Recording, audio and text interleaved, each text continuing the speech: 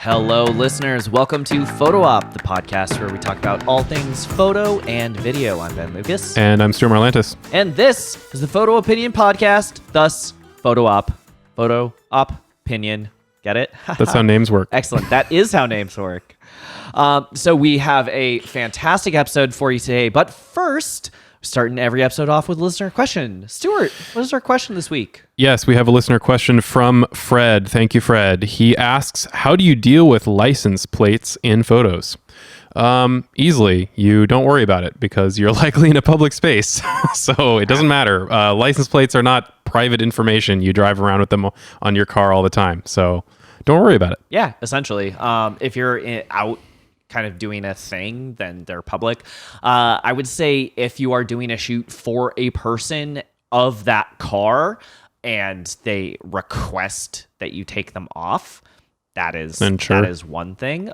Doing it for that person's privacy. But yeah, otherwise it's public facing information. Yeah, don't worry about it. I mean, license plates aren't the most attractive thing in the world, so I guess shoot around it.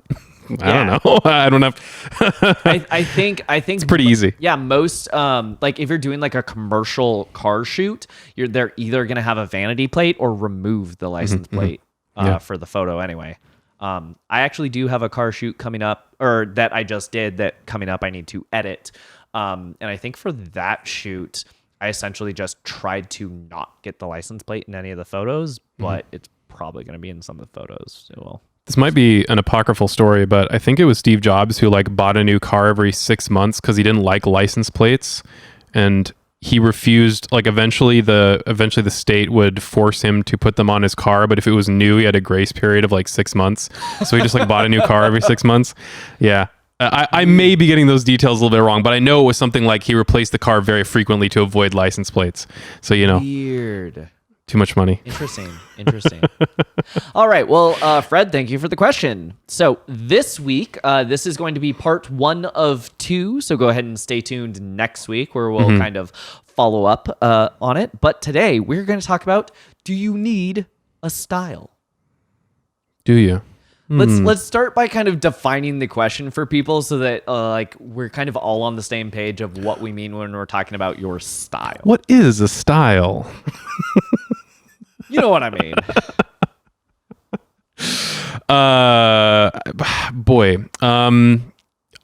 How do we define a style? I think more of what it is we're not talking about genre. We have talked about this before about being niche or versus being generalist. Yes. Right? Yeah. Of you specifically shoot equestrian, that is a very niche form of photography. But genres are not styles. Yes, genres are not styles. Within a genre, there can be many different styles. So let's just take shooting smartphones. There is the Apple style, the highly stylized, lots of lights, tightly controlled studio look. And then there's the stuff that you see a lot from kind of any ad for, I want to say Samsung Galaxy. That type of stuff is kind of more lifestyle, gritty. It looks like it was shot kind of with the phone of it kind of out in public editorial. Yeah. These are two incredibly different styles, and there's time and place for both. But even within the editorial and within the studio, you still have different looks and styles and things. You've got all those people that shoot with teal shadows and orange highlights, and they all look identical to each other. They think they're cool because Hollywood does that a lot. Actually, let's talk about something that I think more people will be able to kind of resonate with: wedding photography. Because if you are listening to this podcast, you're probably a photographer. If you're not listening, or I guess if you're not listening to the podcast, you're not listening. What I mean is, if you're not a photographer, if you're not listening to this podcast, you're not listening to this podcast. Whoops. What I meant is, if you're not a photographer but you are listening to this podcast, you have probably at some point in your life, maybe you've gotten married, or maybe you're not yet married and have looked at stuff, but at some point in time, you have probably seen wedding photography. Maybe a friend has gotten married and you saw their photos.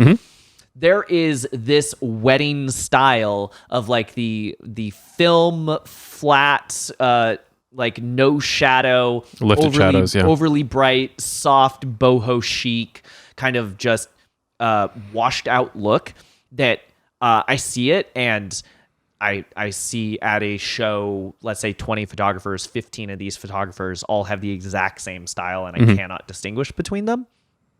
You guys know the style I'm talking about. Like, it's either that or like what is it with weddings and contrast styles? It's either no contrast or all the contrast all the time. That's me. You're talking to me. I take personal offense to that remark. To be fair, that's the better of the two. No, so this is kind of what we're talking about with styles. So in wedding photography, there is the kind of overly posed stuff. There's the kind of the dramatic. There's the documentary, and then there's kind of the like boho chic film. You know, it should come back. Like in the 80s, everything was like super soft and like you smeared Vaseline all over the lens. Oh, God, you should be shooting that. Or I don't know the guy's name, but I want to throw him under the bus anyway. There's a photographer at the show that I do, and the only reason he's at this show is because he's been there for like a million years, and he's just grandfathered in. But he does, when I say Russian wedding photography, you know exactly what I'm talking about, where it's just like the weirdest Photoshop where like the groom is like holding the bride really small on like the tip of a mushroom. That's and it's classy. just like, it's so freaking weird. But he does that. I don't know why. Somebody's got to like it. Freaks me out. It is real bad. Yeah, but styles, that's kind of what we're talking about. So now that we have rambled on about that for entirely too long, do you need a style?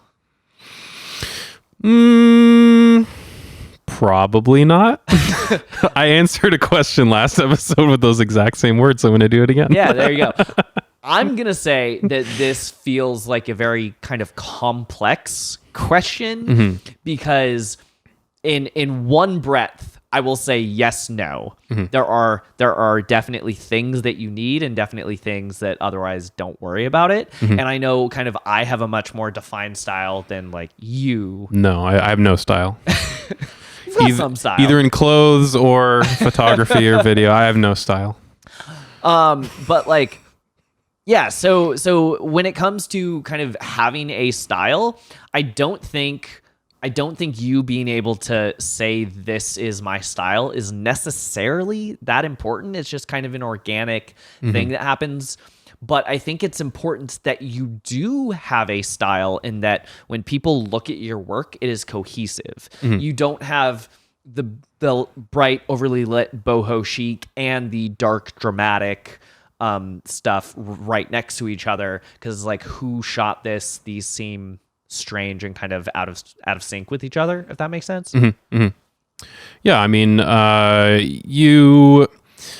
you know, it's a style is a differentiator. Like if you're all at the wedding show, like you said, like as silly as the strange photos where the bride has a tiny, or the groom has a tiny bride in his hand or whatever. So bad. I mean, that's a style, and that probably sets him apart from other people there. It's a bad style. Yeah, he should feel bad. It's not necessarily so good, bad. but it is a differentiator. Like people see that and are like, this is different than anybody else here.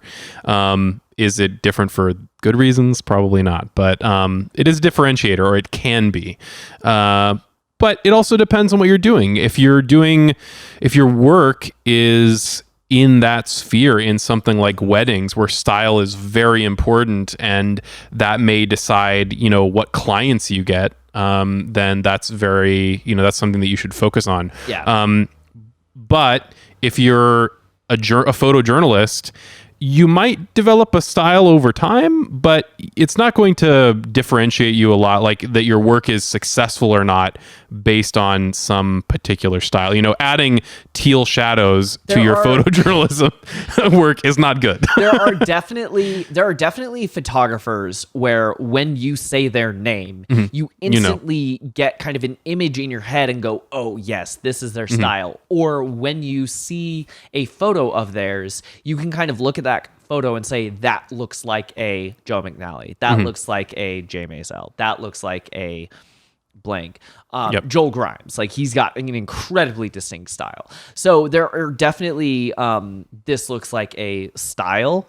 Like, but Yeah. those people have definitely carved out for themselves their own unique style. So I think style is something that you don't necessarily need to worry about having, of just like, oh God, I don't have a style. What's my style? Because just like you said, it's something that will kind of carve and develop over time.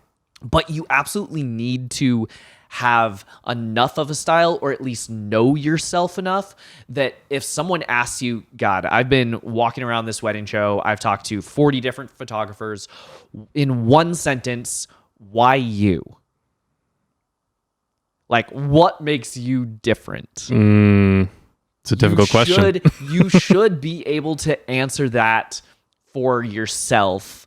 And if you can't answer that for yourself, work on that. Even if that isn't kind of, oh, my style is, here is the word for it. One exercise is think about 3 words that you feel like define you, and see, is this kind of like my brand?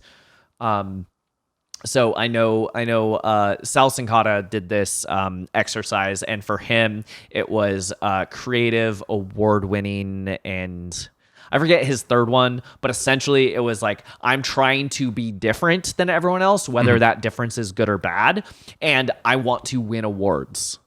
So he is constantly having contests, entering them, winning his own contests, winning awards. That's a different conversation. No, but like part of his brand is, I want to set myself apart by saying, when I have entered the field of people, I have been chosen to be the best. Of like, that is a thing that defines him, for better or worse. Now, you still have no idea, if you have not seen his work, what his style is from that. No. But there is something about that kind of like branding that I think goes with and it. that kind of gives you like a vibe, so to speak. Yeah. You know, if you're going for something award winning, you would think, you know, flashy, like exciting to look at, you know, really engaging, maybe really colorful, or, you know, maybe like we mentioned before, lots of contrast. Like, it kind of gives you, I mean, maybe all of those things are true, maybe they're not, but at least that kind of a potential client would be like, I kind of get what this is leading towards. Yeah, so like my joke for when people ask me, you know, they're really tired, the shows are exhausting, and they're like, what's your style? What sets you apart? And I say, well, you know, all of the, you know, style and decor, if you say barn, farmhouse, burlap, mason jar, I'm the exact opposite of that. Which always gets a laugh, just like it did right now. So you are concrete jungle, kind of, but industrial, urban. Yeah, but when the other way of phrasing that is, I say kind of overly dramatic and epic, romantic portraits with like a fashion flair, and that doesn't really mean anything to a lot of people. That's kind of the way that I've figured to explain it. But it's not like twee is kind of what you're getting at. But when I explain of just like, oh, that's that soft boho chic, you know, the exact opposite of that, people go, good, that's not my style either. And when they say good, that's not my style either, now we have connected on something, and they say, okay, of these 20 photographers, we have immediately kicked out 15 of them. You're now one of our top contenders, simply because we have connected on this one thing. And I think for you having a style, whether you're shooting product photography, whether you're shooting weddings, whether you're shooting video or whatever, being able to at least narrow down that much of a style so that your clients immediately know, yes, he's a person we want to talk to, or no, that's not for us. Like, and that's a good thing too, by the way. Like, if being able to weed those people out, because it would be so frustrating for somebody who likes that. You know, I likes whatever style that you don't shoot, trying to force you into doing that. So it's a good thing to have people that are like, that's not my thing. I have a sample album of my farm burlap boho chic, and the thing is, that album is 10 years old. I don't like showing it. I don't show it anymore because it's not my client, and that's fine. That's a good thing. And when that person hires me, I will take their money. But that is that is not the person that I click with. That is not the person who looks at my work and says, I trust you completely, just do amazing stuff. That's the person who looks at my work and goes, I guess it's okay. It's not really what I was imagining. And then ends up not buying that many prints.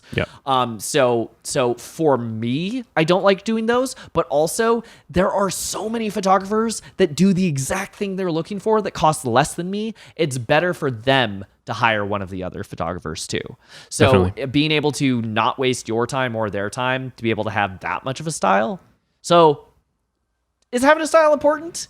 No. Also, yes. Having a style is important. Yeah, no, or no, yeah. Yeah, no. That means no. No, yeah. That means yes. There you go. There you go. There you go. Hopefully that tracked. Was this just like the most confusing episode? Yeah, no. Yeah, no. Or no, yeah? No, yeah? No, yeah. So there you go. Next week, we're going to kind of follow up with this. Do you need a style? Yeah, no. No, yeah? No, yeah. No, yeah.